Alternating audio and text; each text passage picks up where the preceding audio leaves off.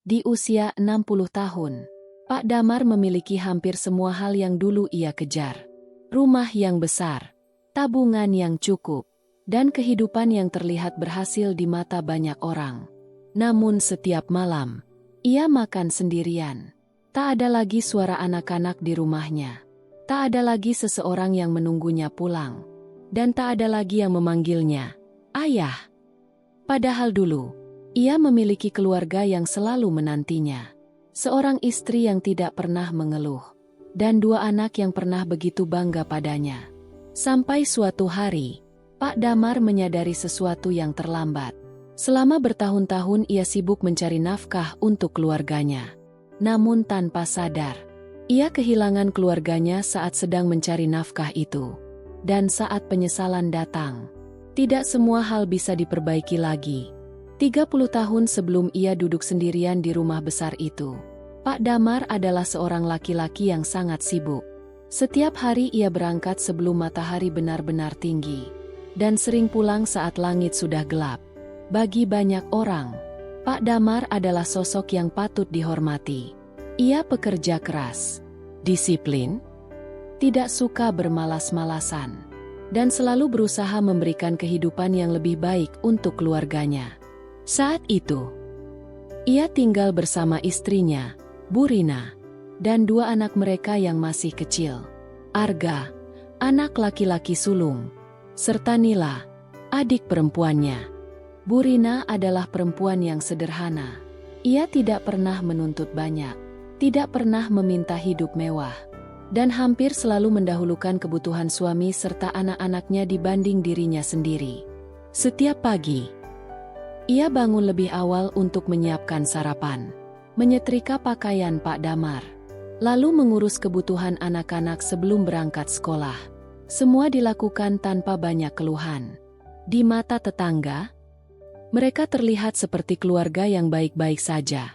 Suami bekerja keras, istri mengurus rumah, anak-anak tumbuh sehat, tidak ada yang tampak salah. Namun ada satu hal yang perlahan mulai hilang dari rumah itu. Bukan uang, bukan makanan, bukan kebutuhan hidup, melainkan kehadiran seorang ayah. Setiap kali Arga membawa nilai bagus dari sekolah, Pak Damar biasanya hanya mengangguk. Bagus. Lalu kembali membaca berkas pekerjaannya. Tidak ada pelukan, tidak ada percakapan panjang, tidak ada perayaan kecil yang diharapkan seorang anak.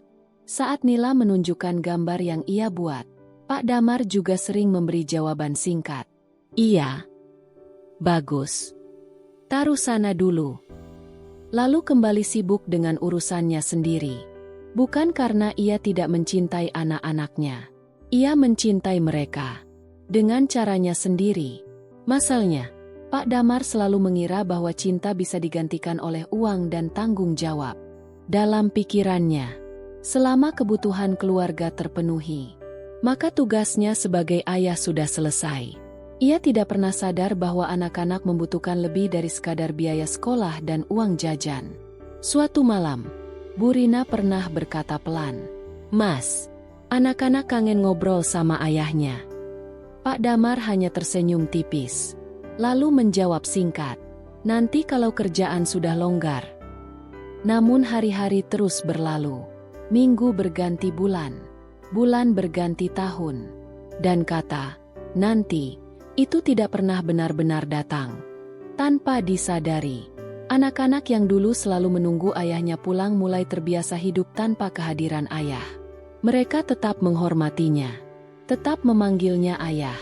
Namun perlahan, mereka berhenti berharap. Dan itulah kesalahan pertama Pak Damar. Kesalahan yang saat itu terlihat kecil. Terlalu kecil untuk disadari. Namun kelak, akan menjadi jarak yang sangat sulit dijembatani. Tahun demi tahun berlalu. Karir Pak Damar berkembang cukup baik. Penghasilannya meningkat. Usahanya semakin dikenal. Dan kehidupan keluarga mereka terlihat jauh lebih nyaman dibanding sebelumnya. Rumah kontrakan yang dulu mereka tempati akhirnya ditinggalkan. Pak Damar berhasil membeli rumah yang lebih besar. Halaman lebih luas, kamar lebih banyak, dan lingkungan yang lebih baik untuk anak-anak. Semua orang memuji keberhasilannya. Tetangga menghormatinya. Rekan kerja mengaguminya. Bahkan keluarganya sendiri ikut bangga melihat pencapaian yang diraihnya. Pak Damar juga merasa puas. Dalam pikirannya, semua kerja keras itu dilakukan demi keluarga. Setiap lembur, setiap perjalanan kerja, setiap waktu yang dikorbankan, semua dianggap sebagai bentuk kasih sayang. Namun ada sesuatu yang tidak pernah benar-benar ia hitung. Semakin tinggi kesuksesan yang diraihnya, semakin sedikit waktu yang ia habiskan bersama orang-orang di rumah.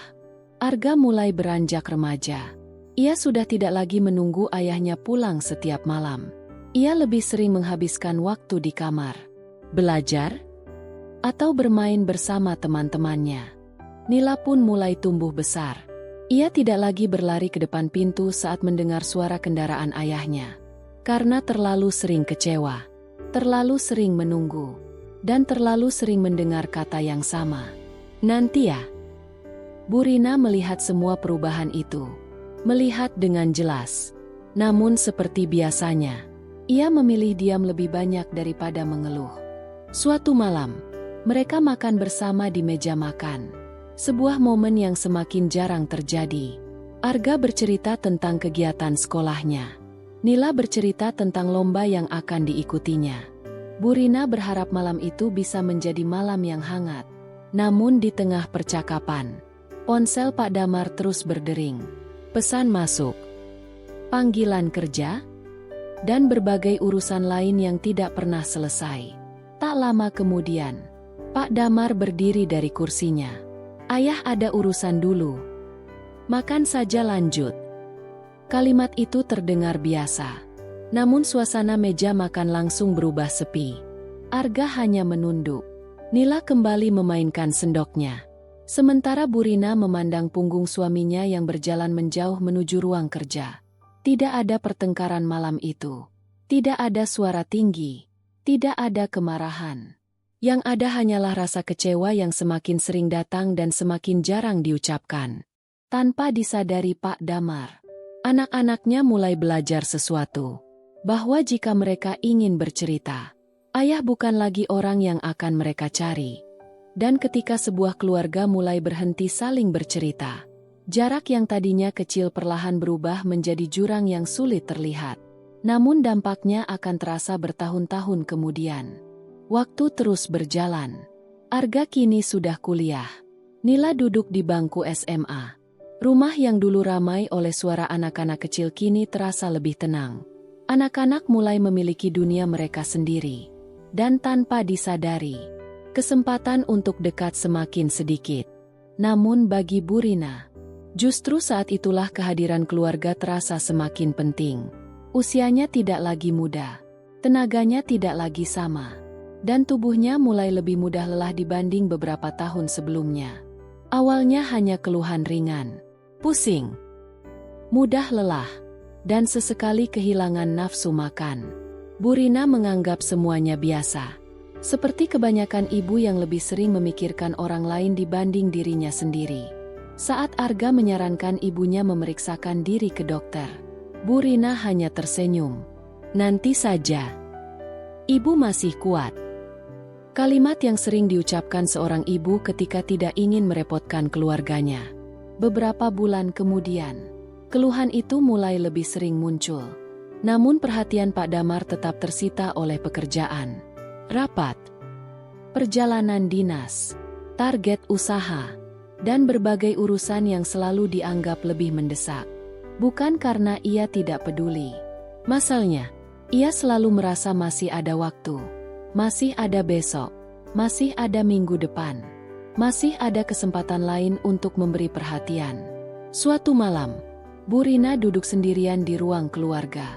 Televisi menyala pelan, namun matanya tidak benar-benar melihat layar. Ia hanya menunggu, seperti yang sudah sering ia lakukan selama bertahun-tahun.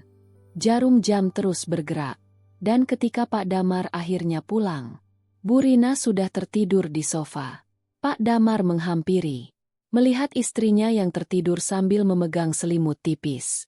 Lalu tersenyum kecil. Ia mengira semuanya baik-baik saja. Padahal ada banyak hal yang tidak lagi sempat mereka bicarakan. Sementara itu, Arga dan Nila juga mulai jarang berbagi cerita kepada ayahnya.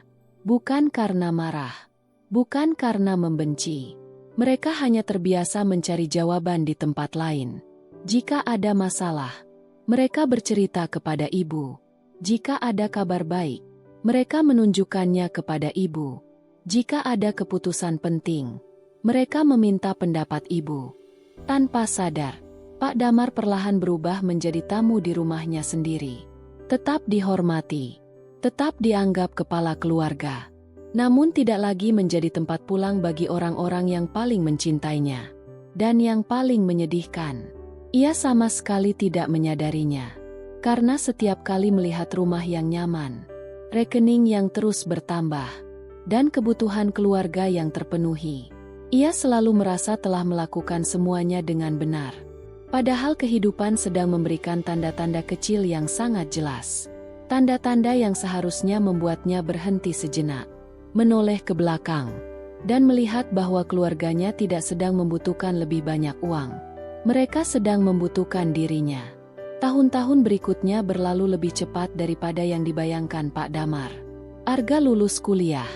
Tak lama kemudian ia mendapat pekerjaan di luar kota. Sementara Nila mulai mempersiapkan masa depannya sendiri. Rumah yang dulu penuh suara kini semakin sering terasa sunyi. Bu Rina mulai lebih sering menghabiskan waktu sendirian, menyiram tanaman di halaman, merapikan rumah, atau duduk di teras menjelang sore. Aktivitas sederhana yang dulu jarang ia lakukan karena selalu sibuk mengurus anak-anak. Di usia yang tidak lagi muda, tubuhnya semakin sering memberi tanda.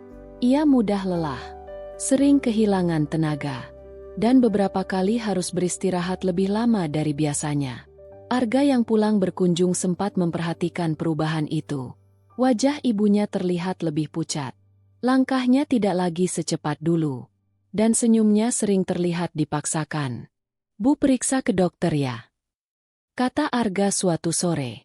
Bu Rina hanya tersenyum seperti biasa. Tidak ingin anak-anaknya khawatir, tidak ingin menjadi beban bagi siapapun. Namun kali ini, yang berbicara bukan hanya Arga. Nila juga mulai merasa ada yang tidak beres. Mereka berdua akhirnya memaksa ibunya untuk melakukan pemeriksaan kesehatan. Hasil pemeriksaan itu membuat suasana rumah berubah. Dokter menemukan masalah kesehatan yang tidak bisa dianggap sepele. Bu Rina harus menjalani pengobatan dan lebih banyak beristirahat. Saat kabar itu sampai ke telinga Pak Damar, ia terlihat terkejut, bahkan bingung. Seolah tidak percaya bahwa sesuatu yang serius bisa terjadi pada istrinya. "Apa selama ini memang separah itu?" tanyanya. Arga dan Nila hanya saling pandang. Karena mereka tidak tahu harus menjawab apa. Mereka ingin berkata bahwa tanda-tandanya sudah ada sejak lama. Bahwa ibu mereka sudah sering mengeluh lelah. Bahwa ibu mereka sudah lama membutuhkan perhatian. Namun semua itu terasa sia-sia untuk diucapkan sekarang. Hari-hari pengobatan pun dimulai. Untuk pertama kalinya dalam hidupnya. Tidak. Sejak masa-masa awal pernikahan, Pak Damar mulai lebih sering berada di rumah. Ia mengantar istrinya ke rumah sakit, menunggu di ruang pemeriksaan, dan duduk lebih lama di samping tempat tidur Bu Rina. Namun ada sesuatu yang terasa berbeda. Tahun-tahun yang hilang tidak bisa kembali begitu saja. Percakapan mereka terasa canggung. Seolah dua orang yang tinggal di rumah yang sama, namun telah lama hidup di dunia yang berbeda. Suatu malam, saat Bu Rina sedang beristirahat, Pak Damar duduk sendirian di ruang tamu. Matanya tertuju pada foto keluarga lama yang tergantung di dinding. Foto ketika Arga dan Nila masih kecil. Foto ketika Bu Rina masih terlihat sehat dan penuh tenaga. Ia menatap foto itu cukup lama, lalu menyadari sesuatu yang membuat dadanya terasa sesak. Dalam hampir semua kenangan indah keluarganya, ia selalu hadir secara fisik, namun jarang benar-benar hadir sebagai seorang suami dan ayah. Dan sejak malam itu, rasa yang belum pernah ia rasakan mulai tumbuh perlahan. Bukan marah, bukan sedih semata, melainkan penyesalan. Penyesalan karena baru melihat nilai keluarganya. Saat waktu yang mereka miliki bersama mulai berkurang, waktu terus berjalan. Pengobatan Bu Rina berlangsung berbulan-bulan. Ada hari ketika kondisinya terlihat membaik. Ada hari ketika tubuhnya terlihat jauh lebih lemah. Dan di antara semua itu, Pak Damar mulai menghabiskan lebih banyak waktu di rumah daripada sebelumnya. Ia mencoba melakukan banyak hal yang dulu jarang ia lakukan. Menyiapkan sarapan, mengantar istrinya berobat, dan duduk menemani Bu Rina di teras saat sore hari. Namun ada satu kenyataan yang sulit diterima. Sebagian waktu yang hilang tidak bisa dibeli kembali. Tidak dengan uang, tidak dengan jabatan, dan tidak dengan penyesalan. Suatu sore, Bu Rina duduk memandang halaman rumah. Angin berhembus pelan. Langit terlihat cerah. Pak Damar duduk di sampingnya. Untuk beberapa saat mereka hanya diam. Lalu Bu Rina tersenyum kecil. Senyum yang membuat hati Pak Damar terasa sesak. Karena senyum itu mengingatkannya pada perempuan yang telah menemaninya selama puluhan tahun. "Mas," panggil Bu Rina pelan. Pak Damar menoleh. "Iya." Jangan terlalu menyalahkan diri sendiri. Kalimat itu sederhana, namun membuat Pak Damar menunduk. Karena tanpa perlu dijelaskan, istrinya tahu apa yang sedang ia rasakan. Mata Pak Damar mulai memerah. Ada begitu banyak hal yang ingin ia katakan. Begitu banyak permintaan maaf yang selama ini tertahan. Namun tidak ada satupun kalimat yang terasa cukup. Beberapa bulan setelah itu, kondisi Bu Rina kembali menurun. Tubuhnya semakin lemah. Dan keluarga mereka mulai memahami bahwa waktu yang tersisa mungkin tidak sebanyak yang mereka harapkan. Arga pulang lebih sering. Nila juga berusaha menghabiskan lebih banyak waktu bersama ibunya. Rumah yang dulu sunyi kembali ramai. Namun kali ini, keramaian itu membawa kesedihan yang berbeda. Hingga suatu hari, Bu Rina akhirnya pergi dengan tenang. Dikelilingi orang-orang yang mencintainya. Tanpa keluhan. Tanpa kemarahan. Seperti caranya menjalani hidup selama ini. Sejak hari itu, rumah besar yang dulu dibanggakan Pak Damar berubah. Masih berdiri megah. Masih nyaman. Masih penuh barang-barang berharga. Namun terasa kosong. Sangat kosong. Arga kembali ke kotanya. Nila kembali ke keluarganya sendiri. Mereka tetap datang berkunjung. Tetap menelepon. Tetap menghormati ayah mereka. Namun kehidupan mereka kini berjalan di tempat yang berbeda. Malam-malam yang dulu tidak pernah terasa panjang, kini terasa sangat sunyi. Pak Damar makan sendirian, duduk sendirian, dan seringkali tertidur di depan televisi yang tidak benar-benar ditontonnya. Kadang ia berjalan melewati kamar-kamar yang kosong, melihat foto keluarga lama, melihat mainan masa kecil anak-anaknya yang masih tersimpan, dan bertanya pada dirinya sendiri, kemana semua waktu itu pergi. Baru saat itulah ia memahami sesuatu. Karma terbesar dalam hidupnya bukan kehilangan uang, bukan kehilangan pekerjaan, bukan kehilangan rumah, melainkan kehilangan kesempatan. Kesempatan untuk hadir ketika keluarganya masih membutuhkannya. Dan semakin sering ia mengingat masa lalu, semakin jelas pula satu kenyataan yang tidak bisa diubah. Orang yang paling setia menunggunya pulang sudah tidak ada lagi di rumah itu. Tahun demi tahun kembali berlalu. Usia Pak Damar terus bertambah. Rambutnya semakin memutih. Langkahnya tidak lagi sekuat dulu.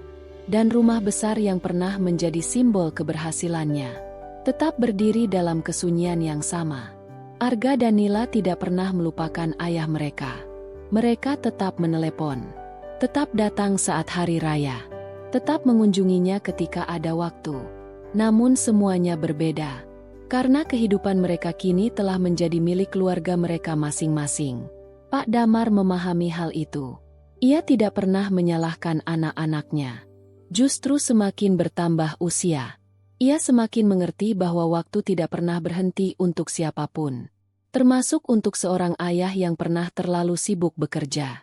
Suatu sore, hujan turun perlahan di luar rumah.